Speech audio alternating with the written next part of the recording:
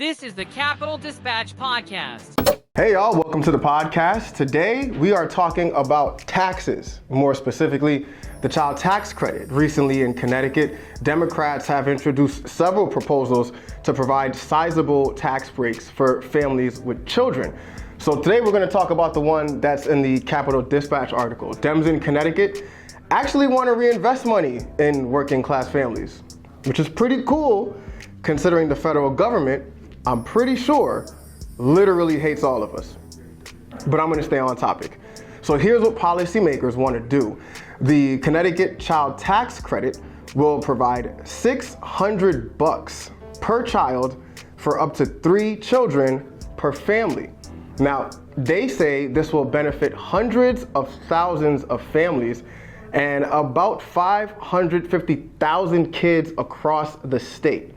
More details on the proposal on the subject of income limits. If you are a single filer, the limit is $100K and $200K for dual filers. And the thing about this idea to provide families with kids a child tax credit, it's one that reportedly is really popular in Connecticut. Check this out. With polling data finding about 73% of voters in favor. And get this, even some folks who don't have kids think it's a good idea. And the thing about it is, it's not a new idea. We did this on a federal level back when the federal government didn't hate the working class more than Kendrick Lamar hates Drake. And it worked. In 2021, the national child poverty rate dropped to its lowest level on record, 5.2%, down from almost 10% in 2020. The poverty gap between white children and children of color also shrank dramatically. The Census Bureau estimated that in total, the CTC expansion lifted more than 2 million children out of poverty. So it worked, but why? And to what extent? According to a study in Brookings that cited the U.S. Census Bureau, on an annual basis, child poverty fell to its lowest level on record in 2021. It honestly should go down as former president and high school football star Joe Biden's biggest achievement.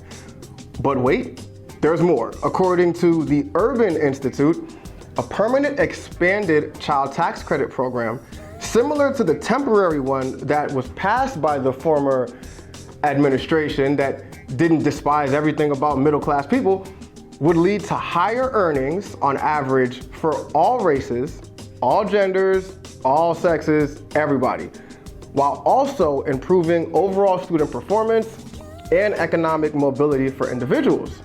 Damn, might even bring down the cost of eggs. I mean, realistically, it probably won't do that, but at least folks will be able to afford eggs. Initial estimates suggest that most recipients of the first payment of this expanded child tax credit are spending the majority of that $250 to $300 per child on food. And honestly, this plays into the why, right? Why is the child tax credit so impactful? It's because it provides people with children the foundation needed to provide the essentials. And to those who may think, well, if you can't afford the basics, you shouldn't be having kids.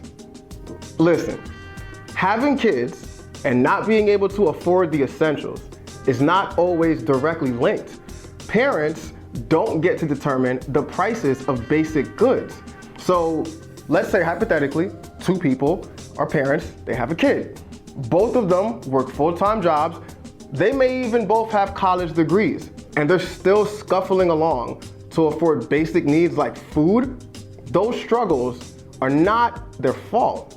Instead, it's more reflective of unrestrained capitalism that puts profits over people and forces us to grind our lives away for basic needs, as if they're luxuries or something, like having a roof over your head or food on the table is something that you should have to fight for. So if you think a child tax credit is helping people who have chosen not to help themselves, just stop. That type of thinking is, in part, why we have the federal leadership in the White House that we currently do. But back to the child tax credit. It also helps future outcomes for kids, which, again, man, that's really cool to see lawmakers care about kids because Okay, I'll stop. But according to that Brookings study that I cited earlier, income support, like a child tax credit, enhances children's lifetime social and economic outcomes by allowing families to meet basic needs and by increasing families' income stability. Specifically, transfer programs that provide cash and near cash supports have been shown to promote stronger educational, emotional, and health outcomes. And that's because study after study after study has shown clearly that living in poverty is not only bad for your personal, social, and emotional development, but also it can be bad for your health. And not just your mental health, just your health. So if this thing is so good and we were doing it before on a federal level and we just stopped for some reason, prompting the state to step in with a permanent solution, I wonder what went wrong. Senate Republicans have blocked a tax package that would have expanded the child tax credit and restored several business tax benefits. Yeah, man, Republicans didn't want to do it. So that's why we don't have it. I remember actually back when this all went down, like 2022, and I think it happened again in 24, but mainly in 2022, the media's focus was pretty much all on Joe Manchin and his objection to the policy, which is fair and warranted, right? He shouldn't have been against it. But congressional Republicans, time and time again, have not wanted to invest in working families with or even without kids.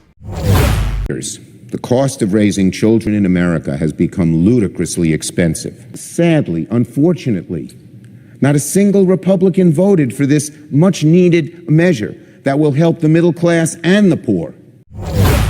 And if you threw away your Tuesday evening listening to the Russian operative-in-chief's State of the Union address, I'm sure you're aware, among the many things that he rambled on about, he never talked about expanding a child tax credit or bringing a child tax credit back. So that's where we are. Connecticut Democrats have multiple proposals to bring this thing back, and hopefully, right, for working class families' sake, they're able to get it done. And more so, and I mean this, hopefully it can pass unanimously, because this isn't about politics, it's not about gamesmanship, it's about taking care of the people who are doing everything possible to take care of themselves and their children, and they've been beat down time and time again. Being opportunistic and playing into people's frustrations over the high cost of living and then turning your backs on them when you can actually do something to help them would be a bad move. Especially now when the federal government is clearly, flagrantly, and blatantly working against Connecticut families. And I think the capstone of that would be to pass a child tax credit. This is a Capitol Dispatch special report. On March 4th, Connecticut residents concerned and angered by the Trump administration's dismantling of the federal government took to the Connecticut state capitol to protest the onslaught of reckless decisions that will harm seniors, children, and cripple our economy. I feel like there is no certainty that the government is going to support systems that people rely on. Personally, if it affects Social Security, it would make a very big impact on me. I really depend on it a lot. The institution that I work at relies on grant funding and support from the federal government. So, as you said, DEI employees, those who are trying to promote DEI programs, are placed on administrative leave, have to leave their desks by 5 p.m. today. Trump, Elon Musk, who was not elected, and the Republican Party have taken aim at diversity, looking to divert people's attention from the deep cuts to programs many of their supporters rely on.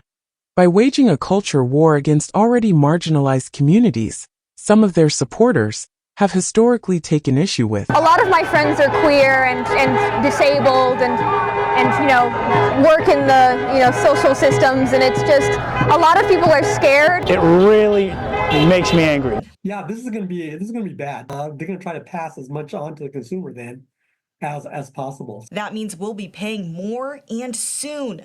Demonstrators say the Republican agenda will only help the wealthy at the expense of everyone else. I am a progressive all the way through and through. Conservatives are not being well represented by the government either. Everybody is losing in this situation. Veterans are losing their benefits. People on Medicaid and Medicare who are mostly in red states are losing their benefits. Your children will not have food. Your children will lose their school. They will not have public transportation. And I just hope that people can wake up a little bit. The revolution will not be televised. People aren't seeing that, and they're not angry or upset. They're not paying attention.